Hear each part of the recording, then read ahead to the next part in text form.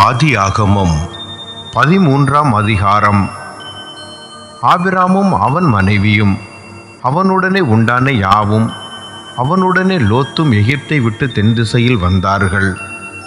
ஆபிராம் மிருக ஜீவன்களும் வெள்ளியும் பொன்னுமான ஆஸ்திகளை உடைய சீமானாய் இருந்தான். அவன் தன் பிரயாணங்களிலே தெற்கே இருந்து பெத்தேல் மட்டும், பெத்தேலுக்கும் ஆயிக்கும் நடுவாக தான் முன்பு கூடாரம் போட்டதும் தான் முதல் ஒரு பலிபீடத்தை உண்டாக்கினதுமான ஸ்தலம் மட்டும் போனான். அங்கே ஆபிராம் கர்த்தருடைய நாமத்தை தொழுது கொண்டான். ஆபிராமுடனே வந்த லோத்துக்கும் ஆடு மாடுகளும் கூடாரங்களும் இருந்தன. அவர்கள் ஒருமித்து குடியிருக்க அந்த பூமி அவர்களை தாங்கக்கூடாதிருந்தது. அவர்களுடைய ஆஸ்தி மிகுதியாய் இருந்தபடியால் அவர்கள் ஒருமித்து வாசம் பண்ண ஏதுவில்லாமற் போயிற்று. ஆபிராமுடைய மந்தை மேய்ப்பருக்கும் லோத்துடைய மந்தை மேய்ப்பருக்கும் வாக்குவாதம் உண்டாயிற்று. அக்காலத்திலே கானானியரும் பெருசியரும் அத்தேசத்தில் குடியிருந்தார்கள். ஆபிராம் லோத்தை நோக்கி, எனக்கும் உனக்கும் என் மேய்ப்பருக்கும் உன் மேய்ப்பருக்கும் வாக்குவாதம் வேண்டாம், நாம் சகோதரர். இந்த தேசமெல்லாம் உனக்கு முன்பாக இருக்கிறது அல்லவா? நீ என்னை விட்டு பிரிந்து போகலாம். நீ இடதுபுறம் போனால் நான் வலதுபுறம் போகிறேன், நீ வலதுபுறம் போனால் நான் இடதுபுறம் போகிறேன் என்றான்.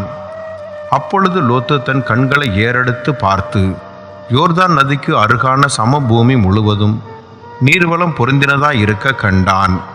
கர்த்தர் சோதோமையும் குமராவையும் அழிக்கும் முன்னே சோவாருக்கு போம் வழி மட்டும் அது கர்த்தருடைய தோட்டத்தைப் போலவும் எகிப்து தேசத்தைப் போலவும் இருந்தது. அப்பொழுது லோத்து யோர்தானுக்கு அருகான சமபூமி முழுவதையும் தெரிந்து கொண்டு கிழக்கே பிரயாணப்பட்டு போனான். இப்படி அவர்கள் ஒருவரை ஒருவர் விட்டு பிரிந்தார்கள். ஆபிராம் கானான் தேசத்தில் குடியிருந்தான்.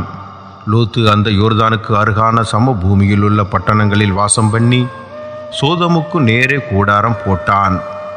சோதோமின் ஜனங்கள் பொல்லாதவர்களும் கர்த்தருக்கு முன்பாக மகா பாவிகளுமாய் இருந்தார்கள். லோத்து ஆபிராமை விட்டு பிரிந்த பின்பு கர்த்தர் ஆபிராமை நோக்கி, உன் கண்களை ஏறெடுத்து நீ இருக்கிற இடத்திலிருந்து வடக்கேயும் தெற்கேயும் கிழக்கேயும் மேற்கேயும் நோக்கி பார். நீ பார்க்கிற இந்த பூமி முழுவதையும் நான் உனக்கும் உன் சந்ததிக்கும் என்றைக்கும் இருக்கும்படி கொடுத்து உன் சந்ததியை பூமியின் தூளை போல பெருக பண்ணுவேன். ஒருவன் பூமியின் தூளை எண்ணக்கூடுமானால் உன் சந்ததியும் எண்ணப்படும். நீ எழுந்து தேசத்தின் நீளமும் அகலமும் எம்மட்டோ அம்மட்டும் நடந்து திரி, உனக்கு அதை தருவேன் என்றார். அப்பொழுது ஆபிராம் கூடாரத்தை பெயர்த்து கொண்டு போய் எபிரோனில் இருக்கும் மம்ரேயின் சமபூமியில் சேர்ந்து குடியிருந்து அங்கே கர்த்தருக்கு ஒரு பலிபீடத்தை கட்டினான்.